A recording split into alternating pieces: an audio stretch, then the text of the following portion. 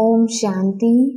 26 जून 2022 के अव्यक्त महावाक्य रिवाइज कोर्स 26 अक्टूबर 1991। मुरली का सार, तपस्या का प्रत्यक्ष फल खुशी। आज बाप दादा अपने सर्व तपस्वी राज बच्चों को देख रहे हैं।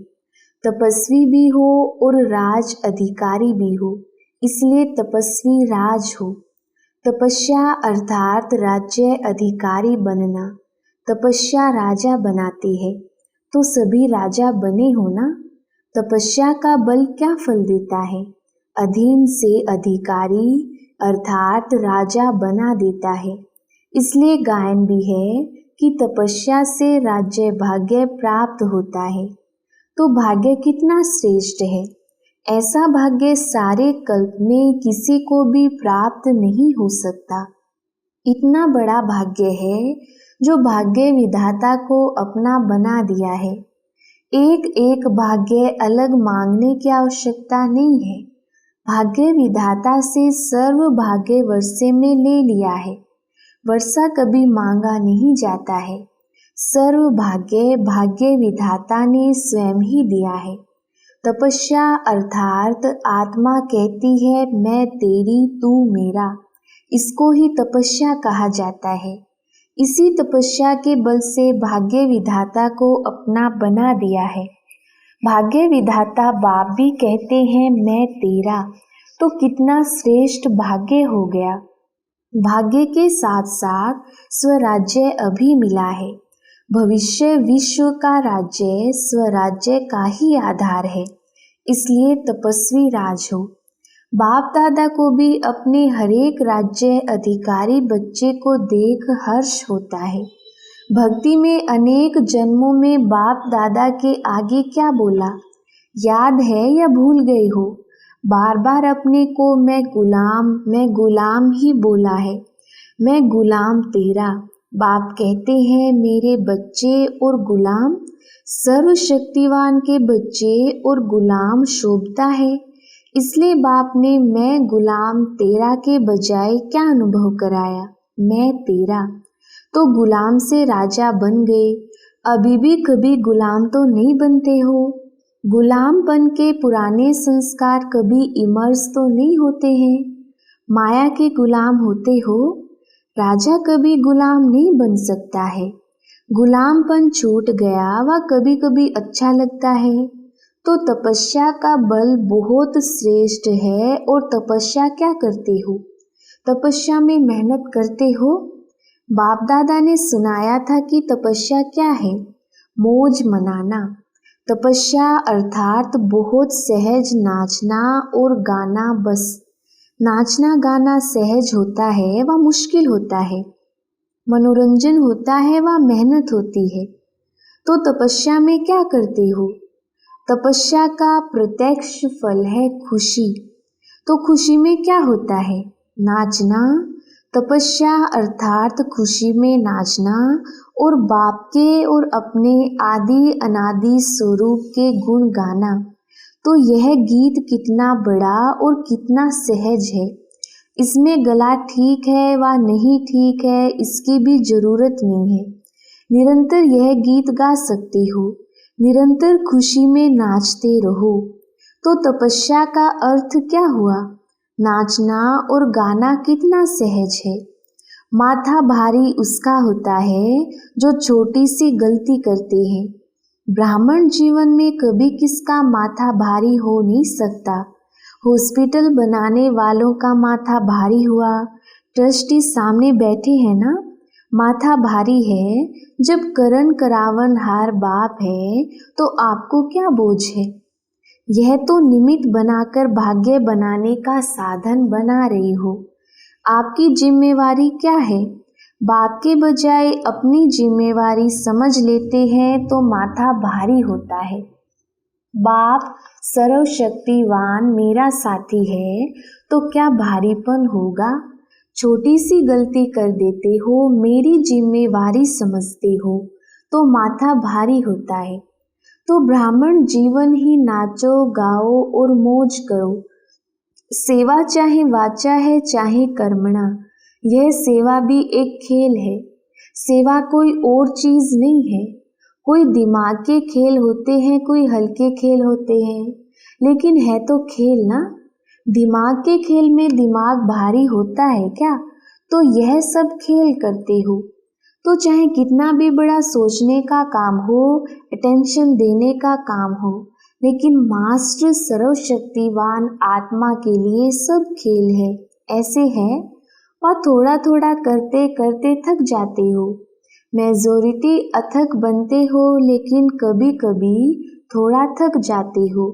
यही योग का प्रयोग सर्व खजानों को, चाहे समय, चाहे संकल्प, चाहे ज्ञान का खजाना व स्थूल तन भी अगर योग के प्रयोग की रीति से प्रयोग करो तो हर खजाना बढ़ता रहेगा। इस तपस्या वर्ष में योग का प्रयोग किया है ना? क्या प्रयोग किया है? इस एक एक खजाने का प्रयोग करो। कैसे प्रयोग करो? कोई भी खजाने को कम खर्चा और प्राप्ति अधिक, मेहनत कम सफलता ज्यादा, इस विधि से प्रयोग करो। जैसे समय को व संकल्प को उठाओ, यह श्रेष्ठ खजाने हैं। तो संकल्प का खर्च कम हो लेकिन प्राप्ति ज्यादा हो। जो साधारण व्यक्ति 2-4 मिनट संकल्प चलाने के बाद, सोचने के बाद सफलता या प्राप्ति कर सकता है, वह आप 1-2 सेकंड में कर सकते हो। जिसको साकार में भी ब्रह्मा बाप कहते थे, कम खर्चा बाला नशीन। खर्च कम करो लेकिन प्राप्ति 100 गुना हो। इससे क्या होगा?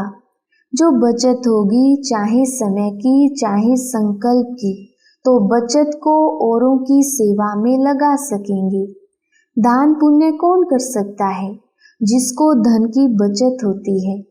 अगर अपने प्रति लगाने जितना ही कमाया और खाया तो दान पुण्य कर नहीं सकेंगे। योग का प्रयोग यही है। कम समय में रिजल्ट ज्यादा, कम संकल्प से अनुभूति ज्यादा हो, तभी हर खजाना औरों के प्रति यूज कर सकेंगे। ऐसे ही वाणी और कर्म, कम खर्चा और सफलता ज्यादा, तभी कमाल गाई जाती है। बाप दादा ने कमाल क्या की? कितने थोड़े समय में क्या से क्या बना दिया। तब तो कहते हो कमाल कर दी। एक का पदम गुणा प्राप्ति का अनुभव करते हो, तब कहते हो कमाल कर दिया। जैसे बाप दादा का खजाना प्राप्ति और अनुभूति ज्यादा कराता है, ऐसे आप सब भी योग का प्रयोग करो। सिर्फ यह गीत नहीं है कि बाबा आपने कमाल कर दिया है। आप भी तो कमाल करने वाले हो, करते भी हो, लेकिन तपस्या के चलते हुए समय में मेजॉरिटी की रिजल्ट क्या देखी? तपस्या का उमंग उत्साह अच्छा है, अटेंशन भी है, सफलता भी है, लेकिन स्वयं प्रति सर्व खजाने यूज ज्यादा करते हो। अपनी अनुभूतियां करना यह भी अच्छी बात है, लेकिन तपस्या वर्ष स्वयं प्रति और विश्व सेवा प्रति ही दिया हुआ है। तपस्या के वाइब्रेशंस विश्व में और तीव्र गति से फैलाओ। जो सुनाया कि योग के प्रयोग को और अनुभव की प्रयोगशाला में प्रयोग की गति को बढ़ाओ। वर्तमान समय सर्व आत्माओं को आवश्यकता है आपके शक्तिशाली वाइब्रेशंस द्वारा, वायुमंडल द्वारा परिवर्तन होने की। इसलिए प्रयोग को और बढ़ाओ। सहयोगी बच्चे भी बहुत हैं। यह सहयोग ही योग में बदल जाएगा। एक है स्नेही सहयोगी और दूसरे हैं सहयोगी योगी और तीसरे हैं निरंतर योगी प्रयोगी। अभी अपने से पूछो मैं कौन? लेकिन बाप दादा को तीनों ही प्रकार के बच्चे प्रिय हैं। कई बच्चों के वाइब्रेशंस बाप दादा के पास पहुंचे हैं। भिन्न भिन्न प्रकार के वाइब्रेशंस हैं।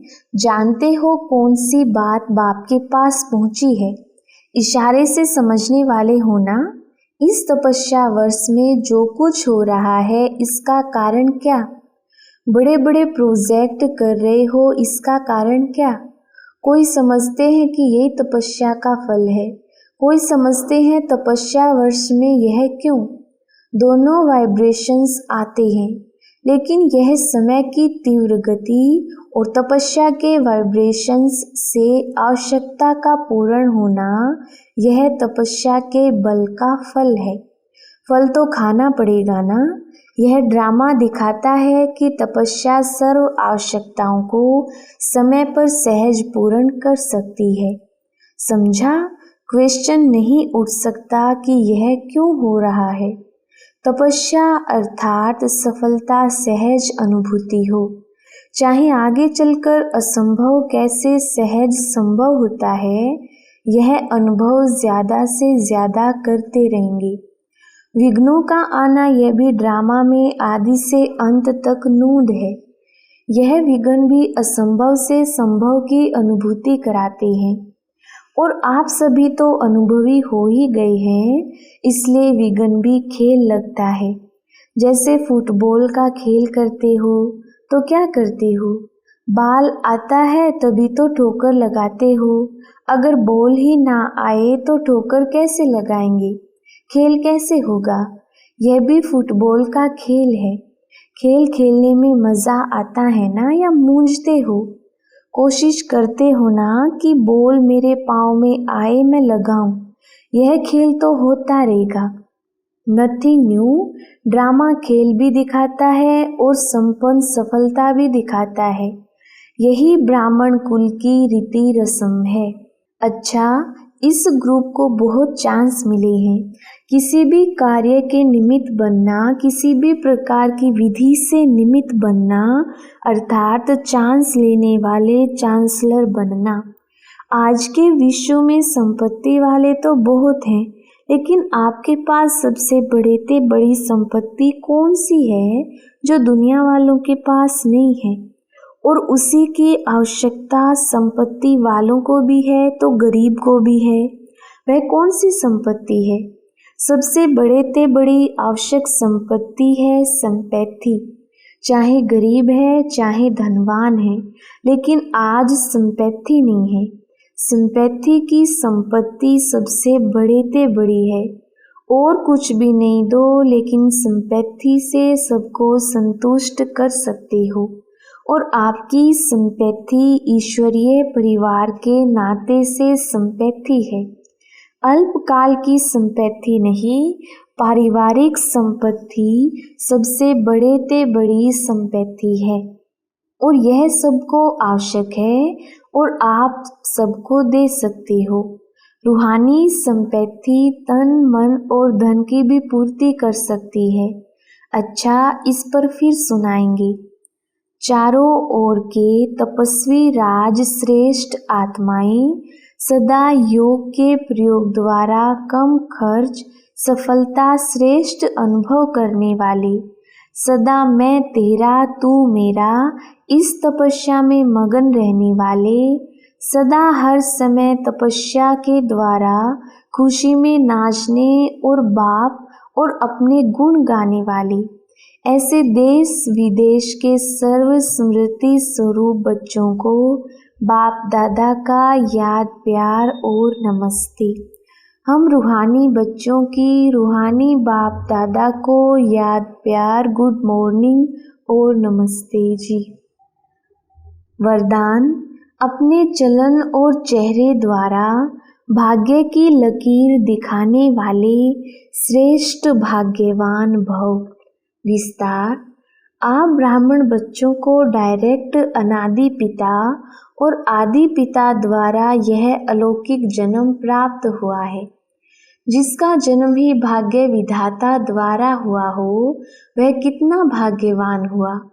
अपने इस श्रेष्ठ भाग्य को सदा स्मृति में रखते हुए हर्षित रहो। हर चलन और चेहरे में यह स्मृति स्वरूप प्रत्यक्ष रूप में स्वयं को भी अनुभव हो और दूसरों को भी दिखाई दे। आपके मस्तक बीच यह भाग्य की लकीर चमकती हुई दिखाई दे, तब कहेंगे श्रेष्ठ भाग्यवान आत्मा। स्लोगन। योगी तो आत्मा वह है जो अंतर्मुखी बन लाइट माइट रूप का अनुभव करता है। अच्छा, ओम शांति।